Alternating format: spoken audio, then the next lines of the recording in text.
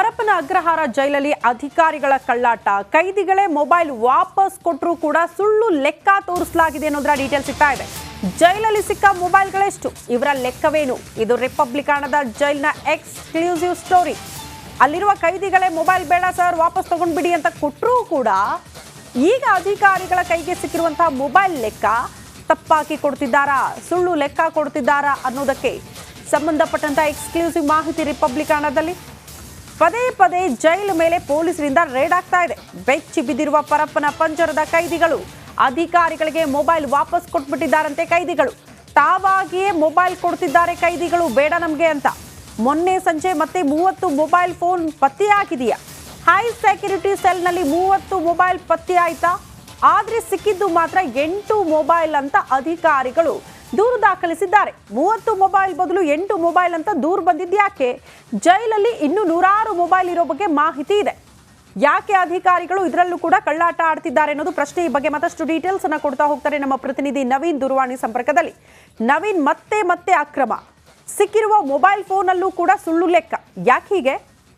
ಶ್ರುತಿ, ಪರಪ್ಪನಗರ ಜೈಲಿನಲ್ಲಿ ಕಳೆದ 2 ದಿನದ ಹಿಂದೆ ಪೊಲೀಸರು ಏನು ರೇಡ್ ಮಾಡಿದ್ರು. ಆ ಒಂದು ಸಂದರ್ಭದಲ್ಲಿ ಮೊಬೈಲ್ಗಳು ಸಿಕ್ಕ ಹಿನ್ನೆಲೆಯಲ್ಲಿ ಈಗ ಜೈಲು ಅಧಿಕಾರಿಗಳಿಗೆ ಚಳಿ ಶುರುವಾಗಿರೋದೇನು ಅಂತ ಹೇಳಿದ್ರೆ, ಮುಂದಿನ ದಿನಗಳಲ್ಲಿ ಇನ್ನೂ ಕೂಡ ರೇಡ್ ಆಗುತ್ತೆ ಅನ್ನೋ ನಿಟ್ಟಿನಲ್ಲಿ ಎಲ್ಲೆಲ್ಲಿ ಮೊಬೈಲ್ಗಳನ್ನ ಬಳಸ್ತಿದ್ರು ನೀವೇ ತಂದು ಕೊಟ್ಬಿಡಿ ಅಂತ ಅವರೇ ಹೇಳ್ಬಿಟ್ಟು ಆ ಒಂದು ಮೊಬೈಲ್ಗಳನ್ನ ಒಳಗಡೆ ಯಾರ್ಯಾರು ಬಳಕೆ ಮಾಡ್ತಿದ್ದಾರೆ ಆ ಒಂದು ಮೊಬೈಲ್ಗಳನ್ನ ಈಗ ಖುದ್ದಾಗಿ ಕೈದಿಗಳೇ ತಂದು ವಾಪಸ್ ಕೊಡ್ತಾ ಇರುವಂತದ್ದು. ನಿನ್ನೆ ಸುಮಾರು 30 ಮೊಬೈಲ್ಗಳನ್ನ ಏನು ಕೈದಿಗಳು ತಂದು ಕೊಟ್ಟು ಹೋಗಿದ್ರು. ಆ ಮೊಬೈಲ್ ಅಲ್ಲಿ ಕೇವಲ 8 ಲೆಕ್ಕಗಳನ್ನಷ್ಟೇ ಪರಪ್ಪನಗರ ಪೊಲೀಸರಿಗೆ ಲೆಕ್ಕ ತೋರಿಸಿ, ಅಂತಂದ್ರೆ ಒಂದೇ ದಿನದಲ್ಲಿ 30 ಮೊಬೈಲ್ ತಂದು ಕೊಟ್ಟಿದ್ವು ಅಂತ ಹೇಳಿದ್ರೆ ಅಲ್ಲಿ ನಾವು ಮೊಬೈಲ್ ಬಳಸೋದಕ್ಕೆ ಅವಕಾಶ ಮಾಡಿಕೊಟ್ಟಿದ್ವಿ ಅಂತ ಹೇಳಿ ಜೈಲು ಅಧಿಕಾರಿಗಳ ವಿರುದ್ಧವೇ ಒಂದಷ್ಟು ಆರೋಪ ಬರುತ್ತೆ ಅನ್ನೋ ನಿಟ್ಟಲ್ಲಿ ಹೊಸದಾಗಿ ಬಂದಿರುವಂತಹ ಜೈಲು ಸೂಪರ್ಡೆಂಟ್ ಕೂಡ ಈ ರೀತಿಯ ಒಂದು ಕಳ್ಳ ಆಟಕ್ಕೆ ಮುಂದಾಗ್ತಾರೆ ಅಂತ ಹೇಳಿದ್ರೆ ಪರಪ್ಪನಗರ ಜೈಲಿನಲ್ಲಿ ಬರುವಂತಹ ಅಧಿಕಾರಿಗಳೆಲ್ಲರೂ ಕೂಡ ಎಷ್ಟು ಅಕ್ರಮದಲ್ಲಿ ಭಾಗಿಯಾಗ್ತಿದ್ದಾರೆ ಅಂತ ಗೊತ್ತಾಗುತ್ತೆ. ಈಗಾಗಲೇ 30 ಮೊಬೈಲ್ ನಿನ್ನೆ ಒಂದು ದಿನದಲ್ಲಿ ಸಿಕ್ಕಿದೆ ಅಂತ ಹೇಳಿದ್ರೆ ಜೈಲಿನ ಒಳಗಡೆ ಇನ್ನೂ 106 ಮೊಬೈಲ್ಗಳು ಇರುವ ಸಾಧ್ಯತೆಗಳು ಕೂಡ ಹೆಚ್ಚಾಗಿರುವ ಹಿನ್ನೆಲೆಯಲ್ಲಿ ಪರಪ್ಪನಗರ ಜೈಲಿನ ಒಳಗಡೆ ಪದೇ ಪದೇ ಪೊಲೀಸರು ಏನು ರೇಡ್ ಮಾಡ್ತಿದ್ರು. ಕಳೆದ 2 ದಿನದ ಹಿಂದೆ ರೇಡ್ ಆಗಿದ್ದ ಹಿನ್ನೆಲೆಯಲ್ಲಿ ಈಗ ಒಂದಷ್ಟು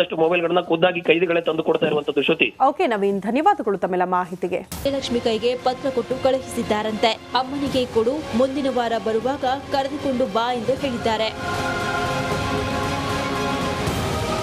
ಬಳ್ಳಾರಿಯಿಂದ ರೇಣುಕಾ ರುದ್ಯ, ರಿಪಬ್ಲಿಕ್ ಕನ್ನಡ. ಸ್ಥಳದಲ್ಲಿ ಪೊಲೀಸರ ಭದ್ರತೆಯಾಗಿದೆ. ಪ್ಯಾಲೆಸ್ತೀನ್ ಫ್ಲೆಕ್ಸ್ ತೆರವುಗೊಳಿಸೋದಕ್ಕೆ ಪೊಲೀಸರು ಮುಂದಾಗಿದ್ದಾರೆ ಅನ್ನೋದರ ಡೀಟೇಲ್ಸ್ ಸದ್ಯ ಸಿಗ್ತಾ ಇದೆ. ನಿನ್ನೆ ಅತಿ ದೊಡ್ಡ ಗಣೇಶ ಉತ್ಸವ ಕೂಡ ಶಿವಮೊಗ್ಗದಲ್ಲಿ ಆಗಿದ್ದನ್ನ ಗಮನಿಸಿದ್ವಿ. ಅದರ ಬೆನ್ನಿಗೆ ಪ್ಯಾಲೆಸ್ತೀನ್ ಪರ ಫ್ಲೆಕ್ಸ್ಗಳು ದೃಶ್ಯ ಗಮನಿಸ್ತಾ ಇದ್ದೀವಿ. ಈ ಹಿಂದೆ ರಾಜ್ಯದ ಚಿಕ್ಕಮಗಳೂರು ಕಡೂರು ರಸ್ತೆಗಳಲ್ಲಿ, ಅದು ಕೂಡ ಚಿಕ್ಕಮಗಳೂರು ಕಡೂರು ಭಾಗದಲ್ಲೆಲ್ಲ ಬೈಕ್ಗೆ ಪ್ಯಾಲೆಸ್ತೀನ್ ಧ್ವಜ ಕಟ್ಟಿ ಓಡಾಡಿದ್ರು ಪುಂಡರು. ಅದಕ್ಕೆ ಸಂಬಂಧಪಟ್ಟಂತೆ ಕ್ರಮ ಆಗಿದ್ದನ್ನ ಗಮನಿಸಿದ್ವಿ. ಅದರ ಬೆನ್ನಿಗೆ ಈಗ ಶಿವಮೊಗ್ಗ ಸೂಕ್ಷ್ಮ ಪ್ರದೇಶ ಅಂತ ಹೇಳ್ತೀವಿ. ಶಿವಮೊಗ್ಗವನ್ನ ಕೂಡ, ಅಲ್ಲೂ ಕೂಡ ಪ್ಯಾಲೆಸ್ತೀನ್ ಪರ ಫ್ಲೆಕ್ಸ್ ಪ್ರದರ್ಶನವಾಗಿದೆ.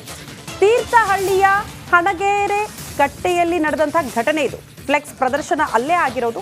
2 ಧರ್ಮಗಳ ಸೌಹಾರ್ದ ಸ್ಥಳವಾಗಿರುವಂತಹ ಹಣಗೆರೆ ಕಟ್ಟೆ, ಮುಜರಾಯಿ ಇಲಾಖೆ ಜಾಗದಲ್ಲಿ ಪ್ಯಾಲೆಸ್ತೀನ್ ಪರ ಫ್ಲೆಕ್ಸ್ಗಳನ್ನು ಅಳವಡಿಸಲಾಗಿದೆ ಅಂತೆ. ಕಿಡಿಗೇಡಿಗಳ ವಿರುದ್ಧ ಕ್ರಮಕ್ಕೆ ಮಾಜಿ ಗೃಹ ಸಚಿವರು ಆಗ್ರಹಿಸಿದ್ದಾರೆ. ಶಿವಮೊಗ್ಗ ಎಸ್ಪಿಗೆ ಪತ್ರ ಬರೆದು ಅರಗ ಜ್ಞಾನೇಂದ್ರ ಒತ್ತಾಯ ಮಾಡಿದ್ದಾರೆ, ಕ್ರಮ ಕೈಗೊಳ್ಳಬೇಕು ಅಂತ. ಮುಂಜಾಗ್ರತಾ ಕ್ರಮವಾಗಿ ಸ್ಥಳದಲ್ಲಿ ಪೊಲೀಸರ ಭದ್ರತೆಯಾಗಿದೆ. ಪ್ಯಾಲೆಸ್ತೀನ್ ಫ್ಲೆಕ್ಸ್ ತೆರವುಗೊಳಿಸೋದಕ್ಕೆ ಪೊಲೀಸರು ಮುಂದಾಗಿದ್ದಾರೆ ಅನ್ನೋದರ ಡೀಟೇಲ್ಸ್ ಸದ್ಯ ಸಿಗ್ತಾ ಇದೆ. ನಿನ್ನೆ ಅತಿ ದೊಡ್ಡ ಗಣೇಶ ಉತ್ಸವ ಕೂಡ ಶಿವಮೊಗ್ಗದಲ್ಲಿ ಆಗಿದ್ದನ್ನ ಗಮನಿಸಿದ್ವಿ. ಅದರ ಬೆನ್ನಿಗೆ ಪ್ಯಾಲೆಸ್ತೀನ್ ಪರ ಫ್ಲೆಕ್ಸ್ಗಳು ದೃಶ್ಯ ಗಮನಿಸ್ತಾ ಇದ್ದೀವಿ. ಈ ಹಿಂದೆ ರಾಜ್ಯದ ಚಿಕ್ಕಮಗಳೂರು ಕಡೂರು ರಸ್ತೆಗಳಲ್ಲಿ, ಅದು ಕೂಡ ಪ್ರಮುಖ ರಸ್ತೆಗಳಲ್ಲೇ ಪುಂಡರು ಬೈಕ್ಗೆ ಪ್ಯಾಲೆಸ್ತೀನ್ ಧ್ವಜ ಕಟ್ಟಿ ಓಡಾಡಿದ್ರು ಅಂತ ಹಿಂದೂ ಕಾರ್ಯಕರ್ತರು ದೊಡ್ಡ ಮಟ್ಟದ ಪ್ರತಿಭಟನೆಗೆ ಮುಂದಾಗಿದ್ರು. ಯಾವಾಗ ಪ್ರತಿಭಟನೆ ತೀವ್ರ ಸ್ವರೂಪ ಪಡೆದುಕೊಳ್ತೋ ಆಗ ಪೊಲೀಸರು ಕ್ರಮ ಕೈಗೊಂಡಿದ್ರು. ಅದರ ಬೆನ್ನಿಗೆ ಶಿವಮೊಗ್ಗದ ಘಟನೆ ನೋಡ್ತಾ ಇದ್ದೀವಿ. ಜಿಲ್ಲೆಯ ತೀರ್ಥಹಳ್ಳಿ ತಾಲೂಕಿನ ಹಣಗೆರೆ ಹಿಂದೂ ಮುಸ್ಲಿಂ ಭಾವೈಕ್ಯತೆಯ ಒಂದು ಸ್ಥಳ. ಅದು ದರ್ಗಾನು ಕೂಡ ಇದೆ. ಭೂತಪ್ಪ ಚೌಡೇಶ್ವರಿ ದೇವಸ್ಥಾನ ಕೂಡ ಒಂದೇ ಕಾಂಪೌಂಡ್ ಒಳಗಿದೆ. 16,000 ಜನ ಪ್ರತಿ ದಿವಸ ಬಂದು ಹೋಗುವಂತ ಒಂದು ಯಾತ್ರಾ ಸ್ಥಳ ಅದು. ನಿನ್ನೆ ದಿನ ಈದ್ ಮಿಲಾದ್ ಸಂದರ್ಭದಲ್ಲಿ ಯಾರೋ ಕಿಡಿಗೇಡಿಗಳು ವಿ ಸ್ಟ್ಯಾಂಡ್ ವಿತ್ ಪ್ಯಾಲೆಸ್ಟೈನ್ ಅನ್ನುವಂಥ ಒಂದು ಇದನ್ನ ಹಚ್ಚಿದ್ದಾರೆ, ಫ್ಲೆಕ್ಸ್ ಹಚ್ಚಿದ್ದಾರೆ. ಹಾಗಾಗಿ ಇದು ನೋಡಿದ್ರೆ ಇಡೀ ರಾಜ್ಯದಾದ್ಯಂತ ಕೆಲವು ಭಾಗದಲ್ಲಿ ಹಚ್ಚಿದ್ದಾರೆ. ನನಗೆ ಹಣಗೆರೆ ಹಚ್ಚಿದಾಗ ಸ್ವಲ್ಪ ಗಾಬರಿ ಆಯ್ತು. ಯಾಕಂದ್ರೆ ಈ ಬಗ್ಗೆ ಮತ್ತಷ್ಟು ಡೀಟೇಲ್ಸ್ ಅನ್ನ ಕೊಡ್ತಾ ಹೋಗ್ತಾರೆ ನಮ್ಮ ಪ್ರತಿನಿಧಿ ಭೀಮಾ ನಾಯ್ಕ್ ದೂರವಾಣಿ ಸಂಪರ್ಕದಲ್ಲಿ. ಭೀಮಾ ನಾಯ್ಕ್, ಹೇಳಿ ಕೇಳಿ ಶಿವಮೊಗ್ಗ ಕೂಡ ಈಗ ಸೂಕ್ಷ್ಮ ಪ್ರದೇಶ, ಅಂಥದ್ರಲ್ಲಿ ಪ್ಯಾಲೆಸ್ತೈನ್ ಪರ ಫ್ಲೆಕ್ಸ್ಗಳು ಶಾಂತಿ ಭಂಗ ಮಾಡೋ ಉದ್ದೇಶದಿಂದಲೇ ಈ ರೀತಿ ಬೆಳವಣಿಗೆಗಳಾದಂಗೆ ಕಾಣಿಸ್ತಾ ಇದೆ. ಅಟ್ಲೀಸ್ಟ್ ಯಾರು ಕಟ್ಟಿದ್ರು, ಏನಾಗ್ತಾ ಇದೆ, ಪೊಲೀಸರ ಕ್ರಮ ಏನು ಈ ವಿಚಾರಕ್ಕೆ ಸಂಬಂಧಪಟ್ಟಂತೆ? ಶ್ರುತಿ, ಈ ಪ್ರಕರಣಕ್ಕೆ ಸಂಬಂಧಪಟ್ಟಂತೆ ಈಗಾಗಲೇ ದೂರು ಸಹ ದಾಖಲಾಗಿದೆ. ಕಳೆದ 2 ದಿನಗಳ ಹಿಂದೆ ನಡೆದಿರುವಂತಹ ಘಟನೆ ಏನು ಶಿವಮೊಗ್ಗ ಜಿಲ್ಲೆಯ ತೀರ್ಥಹಳ್ಳಿ ತಾಲೂಕಿನ ಹಣಗೆರೆ ಕಟ್ಟೆ ಏನಿದೆ, ಇಲ್ಲಿ ಧಾರ್ಮಿಕ ಸ್ಥಳ ಮತ್ತೆ 2 ಧರ್ಮದ ಒಂದು ದರ್ಗಾ ಸಹ ಮತ್ತೆ ಭೂತಪ್ಪ 2 ದೇವರು ಇರೋದ್ರಿಂದ ಇಲ್ಲಿ ಸೌಹಾರ್ದತೆಯ ಕ್ಷೇತ್ರವಾಗಿ ಸಾಕಷ್ಟು ವರ್ಷಗಳಿಂದ ನಡೆದುಕೊಂಡು ಬಂದಿದೆ. ಪ್ರತಿದಿನವೂ ಸಹ 2 ಸಮುದಾಯದ 100 ಜನರು ಅಲ್ಲಿಗೆ ಹೋಗಿ ಭಕ್ತಿಯನ್ನ ಸಮರ್ಪಿಸುತ್ತಾರೆ. ಆದ್ರೆ ಕಳೆದ ಈದ್ ಮಿಲಾದ್, ಕಳೆದ 2 ದಿನಗಳ ಹಿಂದೆ ಈದ್ ಮಿಲಾದ್ ಆಚರಣೆ ಏನಾಯ್ತು, ಈ ವೇಳೆಯಲ್ಲಿ ವಿ ಸ್ಟ್ಯಾಂಡ್ ವಿತ್ ಪ್ಯಾಲೆಸ್ಟೈನ್ ಎನ್ನುವಂತಹ ಫ್ಲೆಕ್ಸ್ ಅನ್ನ ಅಳವಡಿಸಿರುವಂತದ್ದು ಪ್ರಕರಣ ಬೆಳಕಿಗೆ ಬಂದ ಬೆನ್ನಲ್ಲೇ ಪೊಲೀಸರು ಆ ಫ್ಲೆಕ್ಸ್ ಅನ್ನ ತೆರವುಗೊಳಿಸುವಂತ ಕೆಲಸವನ್ನ ಮಾಡಿದ್ದಾರೆ.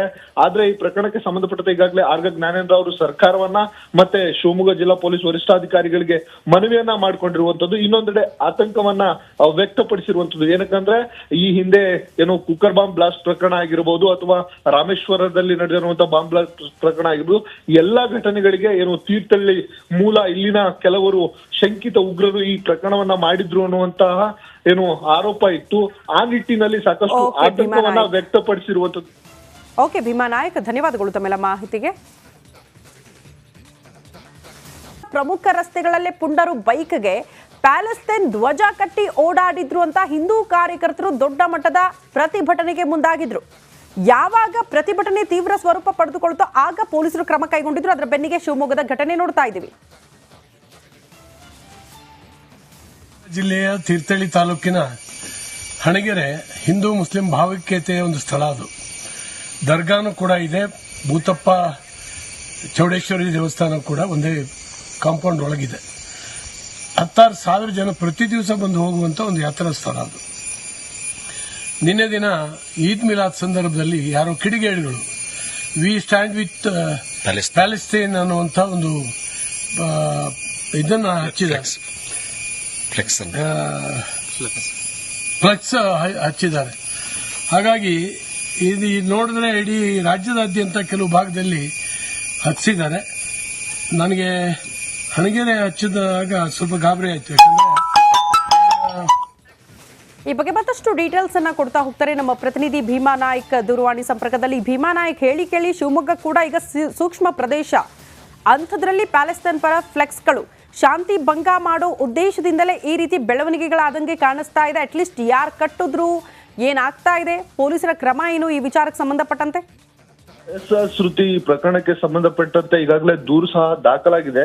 ಕಳೆದ 2 ದಿನಗಳ ಹಿಂದೆ ನಡೆದಿರುವಂತಹ ಘಟನೆ ಏನು ಶಿವಮೊಗ್ಗ ಜಿಲ್ಲೆಯ ತೀರ್ಥಹಳ್ಳಿ ತಾಲೂಕಿನ ಹಣಗೆರೆ ಕಟ್ಟೆ ಏನಿದೆ, ಇಲ್ಲಿ ಧಾರ್ಮಿಕ ಸ್ಥಳ ಮತ್ತೆ 2 ಧರ್ಮದ ಒಂದು ದರ್ಗಾ ಸಹ ಮತ್ತೆ ಭೂತಪ್ಪ 2 ದೇವರು ಇರೋದ್ರಿಂದ ಇಲ್ಲಿ ಸೌಹಾರ್ದತೆಯ ಕ್ಷೇತ್ರವಾಗಿ ಸಾಕಷ್ಟು ವರ್ಷಗಳಿಂದ ನಡೆದುಕೊಂಡು ಬಂದಿದೆ. ಪ್ರತಿದಿನವೂ ಸಹ 2 ಸಮುದಾಯದ 100 ಜನರು ಅಲ್ಲಿಗೆ ಹೋಗಿ ಭಕ್ತಿಯನ್ನ ಸಮರ್ಪಿಸುತ್ತಾರೆ. ಆದ್ರೆ ಕಳೆದ ಈದ್ ಮಿಲಾದ್, ಕಳೆದ 2 ದಿನಗಳ ಹಿಂದೆ ಈದ್ ಮಿಲಾದ್ ಆಚರಣೆ ಏನಾಯ್ತು, ಈ ವೇಳೆಯಲ್ಲಿ ವಿ ಸ್ಟ್ಯಾಂಡ್ ವಿತ್ ಪ್ಯಾಲೆಸ್ಟೈನ್ ಎನ್ನುವಂತಹ ಫ್ಲೆಕ್ಸ್ ಅನ್ನ ಅಳವಡಿಸಿರುವಂತದ್ದು ಪ್ರಕರಣ ಬೆಳಕಿಗೆ ಬಂದ ಬೆನ್ನಲ್ಲೇ ಪೊಲೀಸರು ಆ ಫ್ಲೆಕ್ಸ್ ಅನ್ನ ತೆರವುಗೊಳಿಸುವಂತ ಕೆಲಸವನ್ನ ಮಾಡಿದ್ದಾರೆ.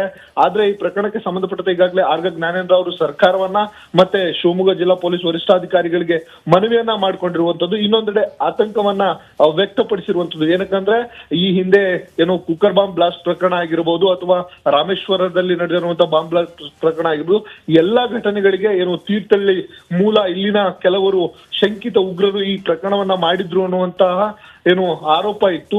ಆ ನಿಟ್ಟಿನಲ್ಲಿ ಸಾಕಷ್ಟು ಆತಂಕವನ್ನ ವ್ಯಕ್ತಪಡಿಸಿರುವಂತದ್ದು. ಓಕೆ ಭೀಮಾ ನಾಯ್ಕ್, ಧನ್ಯವಾದಗಳು ತಮ್ಮೆಲ್ಲ ಮಾಹಿತಿಗೆ. ಸಚಿವ ಚಲುವರಾಯ ಸ್ವಾಮಿಯವರ ರಾಜೀನಾಮೆಗೆ ಆಗ್ರಹ ಹೆಚ್ಚಾಗ್ತಾ ಇದೆ. ನಾಗಮಂಗಲದ ಮಾಜಿ ಶಾಸಕ ಸುರೇಶ್ ಗೌಡ್ರು ಕೂಡ ಆಗ್ರಹಿಸಿದ್ದಾರೆ. ಗಣೇಶ ವಿಸರ್ಜನೆಯ ವೇಳೆ ಕೋಮು ಗಲಭೆ ಆಗಿದೆ. ಚಲುವರಾಯ ಸ್ವಾಮಿ ಸಚಿವರಾಗೋದಕ್ಕೆ ಅನ್ಫಿಟ್, ಅಮಾಯಕರನ್ನ ಬಂಧಿಸುತ್ತಿದ್ದೇವೆ ಅಂತ ಒಪ್ಕೊಂಡಿದ್ದಾರೆ ಸಚಿವರು. ಒಪ್ಕೊಂಡ್ರೆ ಸರ್ಕಾರವೇ ಒಪ್ಪಿಕೊಂಡಂತೆ. ಮಾನ ಮರ್ಯಾದೆ ಇದ್ರೆ ರಾಜೀನಾಮೆ ನೀಡಬೇಕು. ನಾಗಮಂಗಲದಲ್ಲಿ ಮಾಜಿ ಶಾಸಕ ಸುರೇಶ್ ಗೌಡ ವಾಗ್ದಾಳಿ ನಡೆಸಿದ್ದಾರೆ. ಸಚಿವ ಚಲುವರಾಯ ಸ್ವಾಮಿ ಮಂಡ್ಯ ಜಿಲ್ಲೆಯ ಉಸ್ತುವಾರಿ ಕೂಡ ಹೌದು, ನಾಗಮಂಗಲ ಅವರ ಸ್ವಕ್ಷೇತ್ರ ಕೂಡ ಹೌದು. ಹಾಗಾಗಿ ಅಲ್ಲಿ ಗಲಭೆಗೆ ಅವರೇ ಕಾರಣ, ಒಂದು ರೀತಿ ಅವರೇ ಪ್ರಚೋದನೆ ಕೊಟ್ಟಂಗೆ ಕಾಣಿಸ್ತಾ ಇದೆ ಅಂತ ಮಾಜಿ ಶಾಸಕರು ಗಂಭೀರ ಆರೋಪ ಮಾಡ್ತಿದ್ದಾರೆ. ಅಮಾಯಕರು ಅಂತ ಗೊತ್ತಿದ ಮೇಲೆ ಸರ್ಕಾರ ಏನು ಮಾಡ್ತೈತಂತ್ರಿ? ಮಾನ ಮರ್ಯಾದಿಲ್ವಾ ಅವ್ರಿಗೆ? ಅಮಾಯಕರು ಅಂತ ಗೊತ್ತಿದ ಮೇಲೆ ಜೈಲಲ್ಲಿ ಹಾಕಿದ್ದಾರೆ ಅವರು.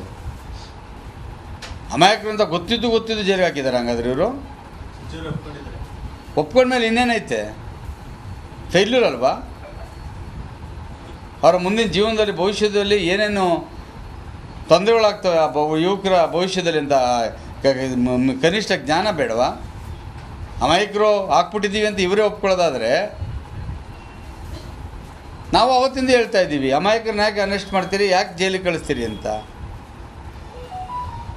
ಅವರೇ ಒಬ್ಬ ಮಂತ್ರಿನ ಒಪ್ಕೊಂಡಾದಮೇಲೆ ಇನ್ನು ನಾವೇನು ಹೇಳಬೇಕು? ಅಲ್ಲಿ ಸರ್ಕಾರ ಯಾವ ರೀತಿ ಏನು ನಡೆಸ್ಕೊಳ್ತದೆ ಅಂತಕ್ಕಂಥ ಅರ್ಥ ಮಾಡ್ಕೋಬೇಕಾಗ್ತದೆ.